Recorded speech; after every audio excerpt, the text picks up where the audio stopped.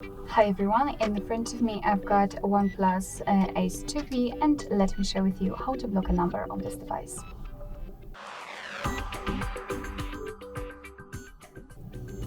So first of all, we have to open our kind of dialer because I'd like to show you two different ways to block a number. We can do it with our contact, so we can block the number we've got currently saved, and through the settings kind of. So let's start with your contacts. Tap on the contact you'd like to block and then pick 3 dots icon in the right upper corner. Now let's tap on block numbers, and as you can see, your device will ask you if you really want to do it, because you will no longer receive any incoming calls or text messages from it. So simply tap on block, and as you can see, we've got this characteristic icon, so the number is blocked. And if you want, you can unblock it the same way right here, but let's leave it like this. We will check if it will appear on the blacklist because this is the second way of blocking the number. So here it does not really matter whether you will be on the contacts, recents, or the favorites. Just tap on the 3 dots icon in the right upper corner and tap on the settings.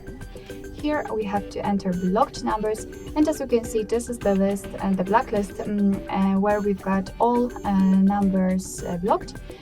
And one of those numbers is the one I've previously blocked. So the first option also works. And the second way, as I said, is more manual. So let's tap on add a phone number, and as you can see, here we can simply enter it. You can paste it if you've got it copied, and then tap on block. And as you can see, we've got this information that the number has been blocked. Of course, you can always use this option, unknown, which simply means that your device will block all incoming calls from unidentified callers. Up to you whether you want to use it or not. And if you want to unblock the number, simply tap on this X button right next to the number.